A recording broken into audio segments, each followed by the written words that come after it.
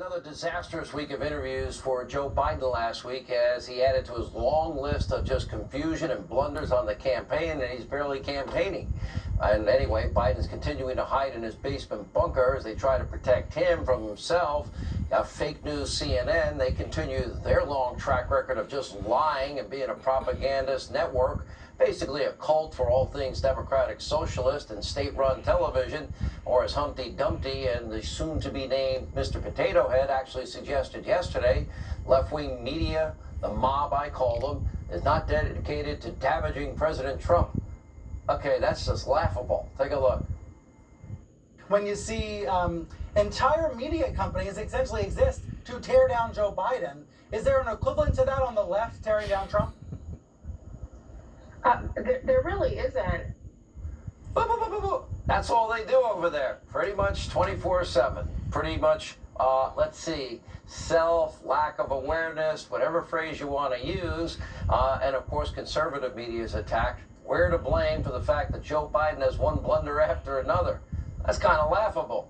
Here's reaction. Former White House physician, congressional candidate, Dr. Ronny Jackson, senior advisor for the Trump-Pence campaign, Mercedes Schlapp. Now, Dr. Ronny Jackson, you administered this Montreal cognitive assessment for the president. Number one, the media's portrayed this as being simple and easy. Is it an easy test, as they say? Because that's not what I've heard and read. Well, I'll tell you, Sean, if it's so easy, I don't know why they just want to submit Biden to it and get it over with, right? It's not an easy test. Most people can't score 30 out of 30 like President Trump did. That's a little bit more difficult to do. But the reality is that it's a screening test for cognitive disability. And if you don't have any cognitive disability, you should be able to pass the test. And, I've heard Biden talk about how simple it is. But if it's really that simple and he really thinks that way, he should just submit to the test and just take the test. And there's no fudging results. My understanding is when that test was administered, this is it. You get one shot. What you get will be reported. That's right. It's pretty straightforward. I mean, it's very objective. So, I get the president the test, and he did really well on it. And I've said this before, but there was absolutely, positively no clinical indication to do that test for President Trump.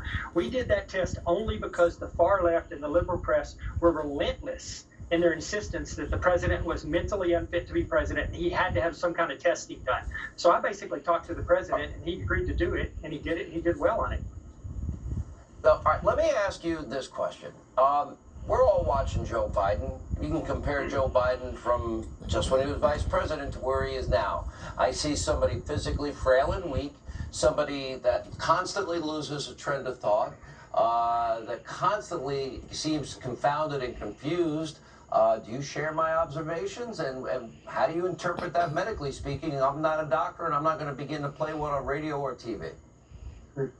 Absolutely, and I'm not saying this as President Biden's position or Vice President Biden's position. I've not examined him, and I didn't really take care of him at the White House. But what I will tell you, I'm saying this as an emergency medicine physician and a concerned citizen. I don't think that he's mentally fit right now to be to be our president. And I do think that he's made gaffes throughout his time as vice president, but these are different. These are issues where he's going into a thought and he gets right in the middle of the thought and he just completely loses where he's at and he can't get himself out of it. And let me go back to. I'm sorry. Go ahead, sir. No, go ahead. All right, let's go back to last week. Let's play the. Listen, remember, this is like a little baby campaign. This isn't a real campaign with the real rigors of a campaign. This is, okay, poke my head out of the bunker an hour or two and then go back to sleep and drink hot cocoa and take a nappy. Let's watch him from last week. But please clarify specifically, have you taken a cognitive No, I haven't taken a test. Why the hell would I take a test? Come on, man. That's like saying before you got in this program, you take a test where you're taking cocaine or not. What do you think, huh? Are you a junkie? What do you say to President Trump, who brags about his test and makes your mental state an issue for voters? Well, if he can't figure out the difference between an elephant and a lion, I don't know what the hell he's talking about. Did you watch that? Look, come on, man. I know you're trying to goad me, but I mean, I'm so forward looking to have an opportunity to sit with the president or stand with the president in debates. There can be plenty of time. And by the way, as I joke with him, No, I shouldn't say it. I'm going to say something I probably shouldn't say. Anyway, I am very willing to let the American public judge my physical and mental my physical as well as my mental fitness, and to make a judgment about who I am. Mercedes, come on, man. You need a cocaine test? You a junkie? You don't know the difference between an elephant and a lion. And I'll put my physical and mental what's that word again? Fitness.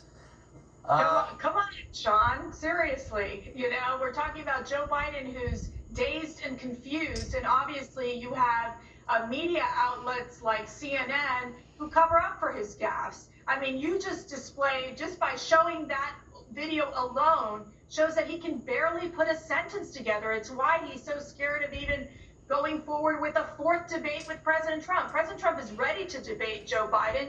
Joe Biden's strategy is stay as long as possible in the basement. He's got some of his advisors who support that. That is not a sustainable strategy. And the American people deserve to know who Joe Biden really is. And that's the most unfortunate part about this whole situation right now, is that for Joe Biden, all we know right now is that he has moved farther and farther to the left and joined the Squad and Bernie Sanders in that socialist manifesto that we know we constructed here. There should not be one vote cast until these two debate, and there should be not one vote cast till we find out what went wrong with the deep state and abuse of power and corruption, until we get to the bottom of that. Thank you both. When we come back, pretty unbelievable.